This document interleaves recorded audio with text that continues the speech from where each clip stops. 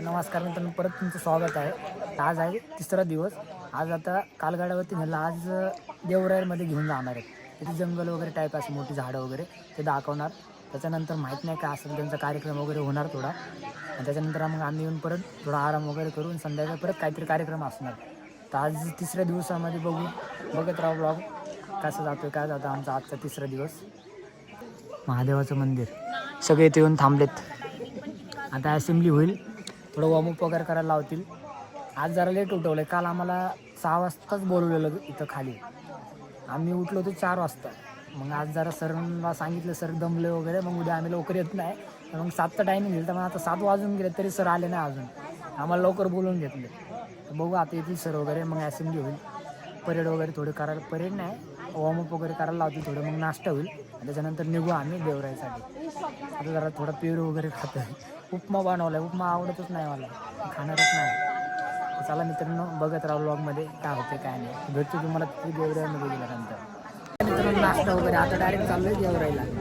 इथं लाईन बिनमध्ये उभा केले बघा, लाईनमध्ये उभा केला. आता यांचे फोटो सेशन होणार. फोटो सेशन झाले ना डायरेक्ट तिथे देवराईला भेटतो. तिकडे वरती जातो.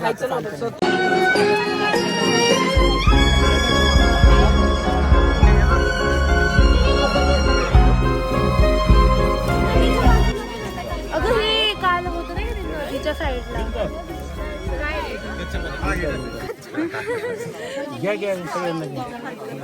हे आंबट आहे. तुरट हा. ज्याला हे असेल खोकला वगैरे त्याने बिंदास खा, काही काळजी करू नका.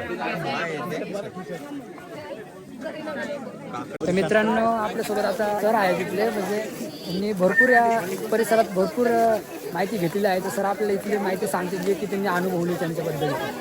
ओके. ह्या ठिकाणी एक कळसुबाई हेल्सनर अभयारण्य आहे. त्या ठिकाणी बरीचशी देवगीतं आहे वनस्पती आणि प्राण्यांची.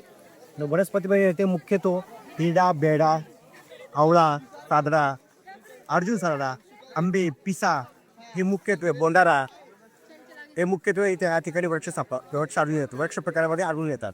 याच्या व्यतिरिक्त बरेचसे ऑर्किड्स आहेत की जे मराठीमध्ये आपण त्यांना यक्षपुष्प असं म्हणतो, ऑर्किड्स, ते पण या ठिकाणी आहेत. आणि या ठिकाणी वेलवर्गीय वनस्पती पण भरपूर आहेत आणि त्याचे त्याचे फुलं फार सुंदर येतात. अशी काही वनस्पती आहेत.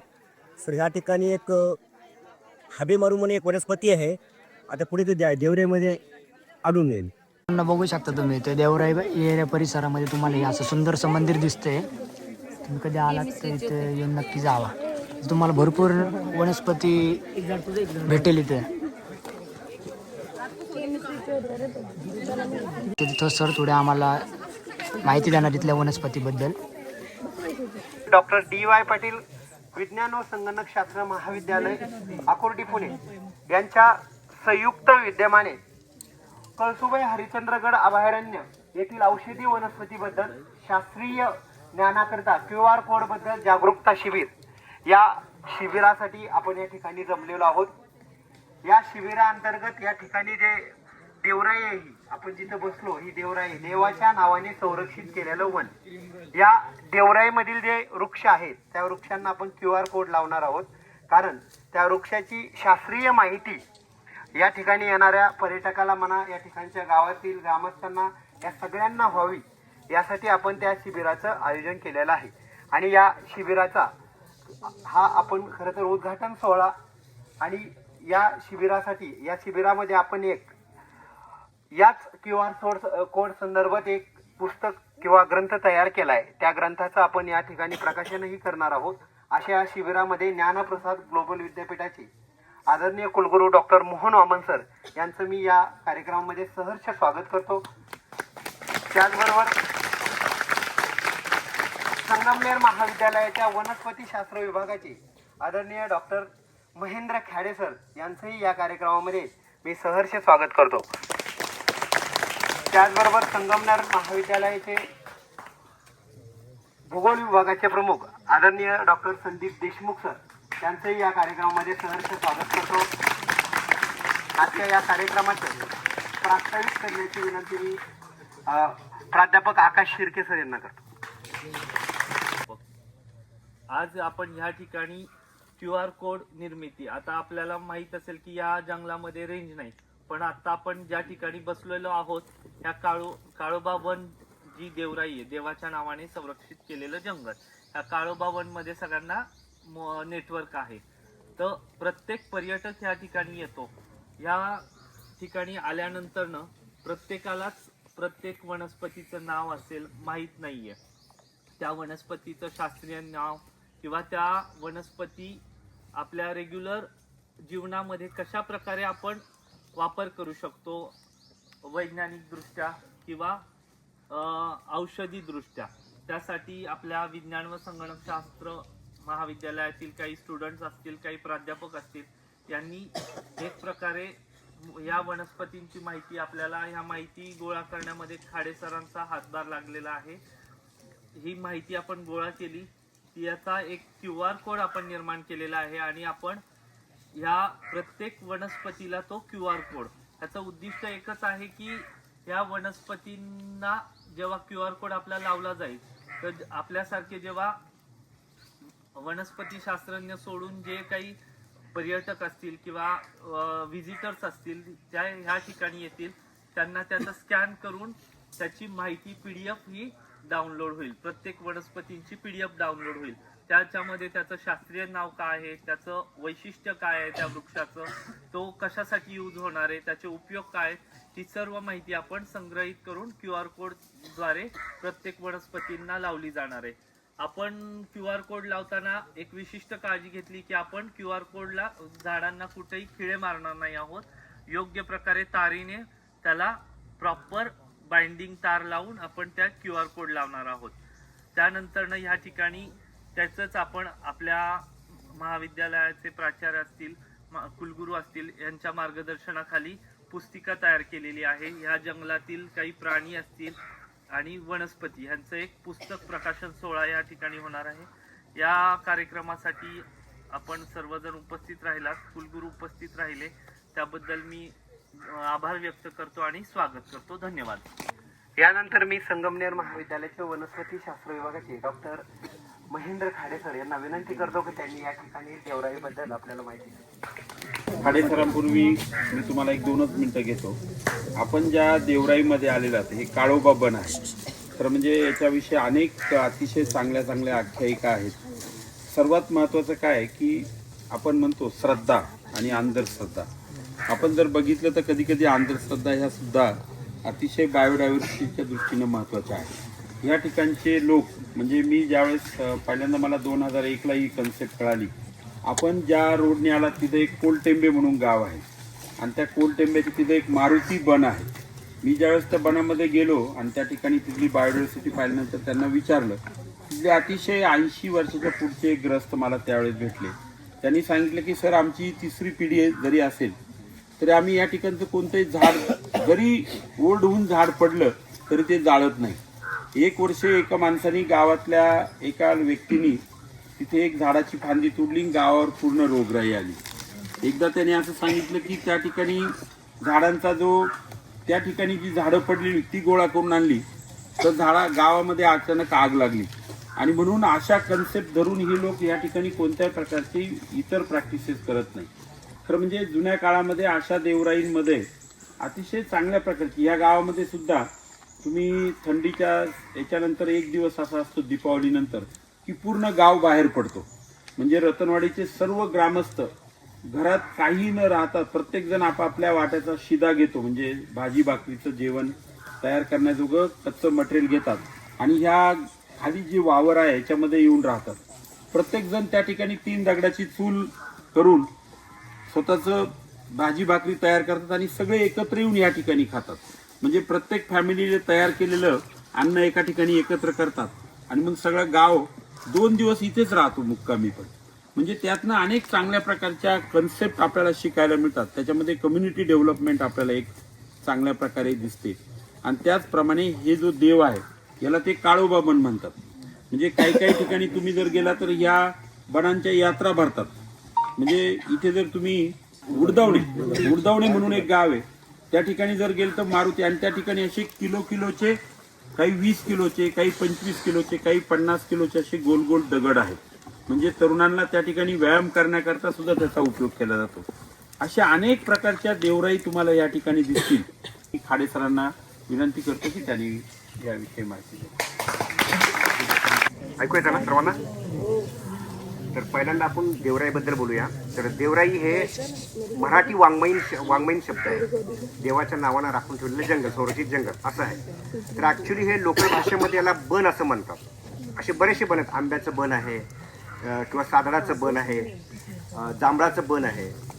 तर असे बनच म्हणतात त्याला. त्याला मराठी भाषेमध्ये फक्त लेखकांनी हे देवराई शब्द शोधून काढलेला आहे. तर भारतामध्ये जवळपास 1,00,000 देवराई आहेत. भारतामध्ये 1,00,000 देवराई जवळपास भारतामध्ये आहेत. आणि प्रत्येक राज्यामध्ये वेगवेगळे नावं आहेत. जसं केरळामध्ये, दक्षिण भारतामध्ये केरळामध्ये सर्वात जास्त आहेत. त्या ठिकाणी त्याला कऊ म्हणतात, कऊ. आणि कर्नाटकमध्ये त्याला देवर हत्ती असं नाव दिलेलं आहे. आणि जगामध्ये असे बरेचसे साक्रीट गुरुज आहेत. तर पहिल्यांदा ह्या साक्रीट गुरुचं ओरिजिन कसं झालं त्याच्याबद्दल ऐतिहासिक थोडंसं बोलूया. तर देवराई हे किंवा बन हे ऐतिहासिक काळामध्ये यांचे फार ट्रेसेस सापडलेले आहेत. Before the birth of religion म्हणजे अब्राहनिक रिलिजन येण्याच्या अगोदर जुन्यामध्ये रोमन एम्पायरमध्ये आणि पर्शियन एम्पायरमध्ये, त्याच्यानंतर ग्रीक एम्पायरमध्ये याची नोंदी आहेत. आणि ते पण देवाच्या नावाने असे बरेचसे जंगल्स होते. आणि परत ओरिजिन ऑफ सिव्हिलायझेशन आणि धर्म आल्यानंतर, धर्माचा उगम झाल्यानंतर परत देवराई सुरू झाले. आणि देवराई जुन्या काळामध्ये हे सर्व जंगल होतं. आणि लोकवस्ती वाढल्यामुळे, माणसाचं इंटरफरन्स वाढल्यामुळे, त्यामुळे काही लोकल जे देव होते ते तयार केले गेले. असे बरेचसे कारणं आहेत त्याला. तर देवराईमध्ये बरेचसे देवराईमध्ये देवांचे प्रकार हे बरेचसे आहेत. त्याच्यामध्ये पुरुष देव आहेत, स्त्री देव आहेत, परत प्राण्यांचे सुद्धा देव आहेत. जसं वाघाच्या नावावर वाघोबा बन असं पण आहे. त्याच्यानंतर सापावर आहेत, साप बन असे पण आहेत. आणि काही हे समाधी बन आहेत, जे नावाजलेले व्यक्ती होऊन गेले. जसं आपल्याकडे संत ज्ञानेश्वर आहेत, संत जे लोक आहेत आपण त्यांना देव मानतो, तसे काही नावाजलेल्या व्यक्तींच्या नावावर सुद्धा काही बन आहेत, समाधी बन. तर इतके प्रकारचे बन आहेत. ह्या बनामध्ये देव हे त्याच्यामध्ये 2 कॅटेगरी आहेत. त्याच्यामध्ये आकारामध्ये काही देव फक्त गोल दगडाचे त्याला शेंदूर लावलेले आहेत असे देव दिसतात. काही हे त्याच्यावर कोरीव आहेत, कोरी देव काढले. त्याच्यामध्ये वाघाचं काय, वाघोबा असेल तर वाघ काढलेले आहे किंवा एखाद्या व्यक्तीचं चित्र काढलेलं आहे.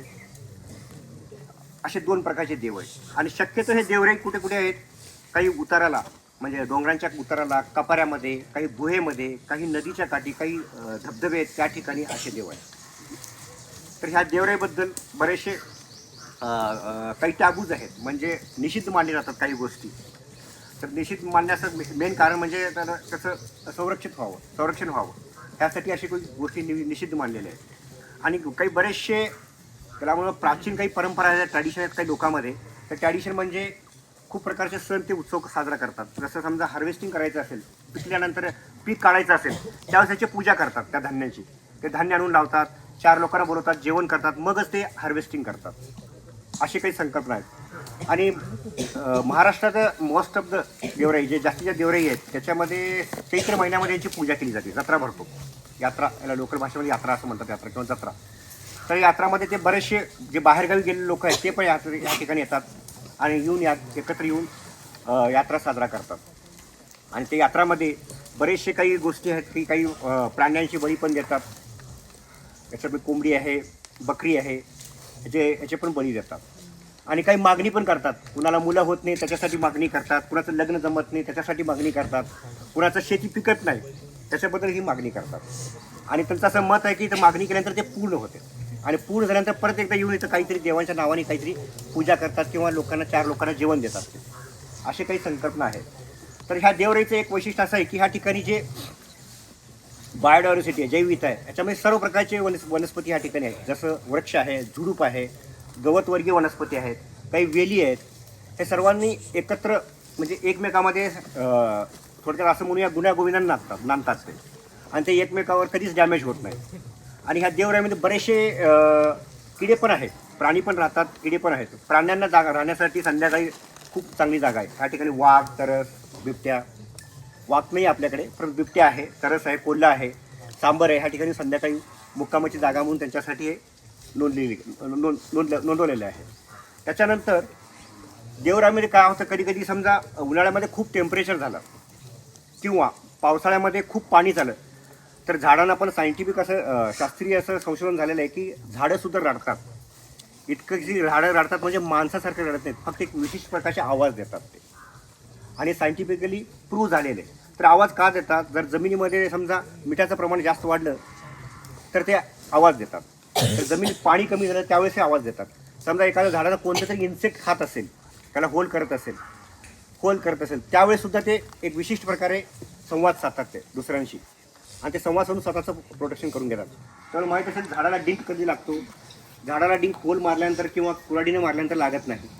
एखाद्या किडे त्याला होल केला आतमध्ये अन्न आणि पाणी वाहून येण्यासाठी एक पाईपलाईन सिस्टीम असते आकाशामध्ये, त्याला झायलम आणि फ्लोएम असं म्हणतात वनस्पती शास्त्रामध्ये.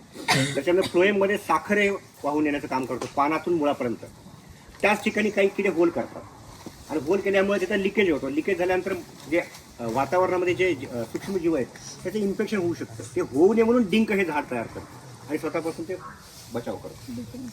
हा त्याच्या पाठीमागचं सायंटिफिक हे आहे, म्हणजे आउटलुक आहे.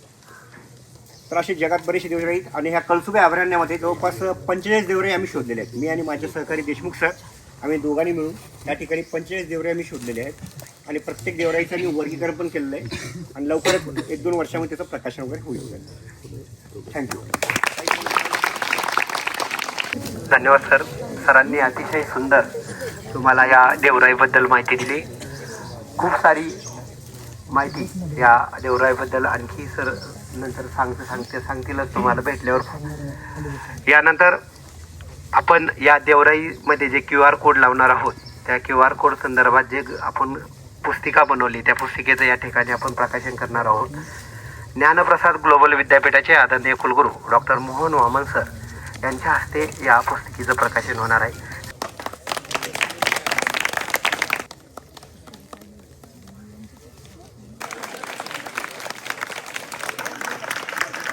अतिशय उपयुक्त अशी माहिती आहे याच्यामध्ये.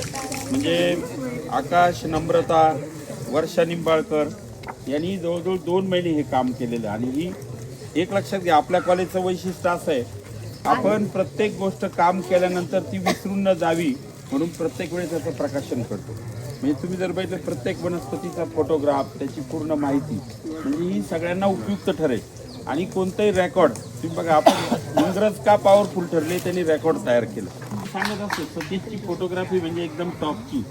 सतीश सर कधीच आपल्या फोटोमध्ये नसतात, परंतु सतीशनी जी काही माहिती दिलेली आहे याच्यामध्ये फौनाची, म्हणजे कोणतंही पुस्तक लाईफ सायन्समध्ये फ्लोरा अँड फौना म्हणजे वनस्पती आणि प्राणी यांची माहिती असणं गरजेचं आहे. याच्यामध्ये सतीशची अतिशय चांगली. बघा हा इथं किंगफिशर आहे. बघा आता तुम्ही नदीला येताना मीन संकेतनी पाहिला, तिथं किंगफिशर नावाचा पक्षी, तो असा डायरेक्ट खाली सुळकी मारून फिशच काढतो वर. तर अशी सगळी फोटोग्राफी सतीशची आहे. सतीश तुम्ही एकदा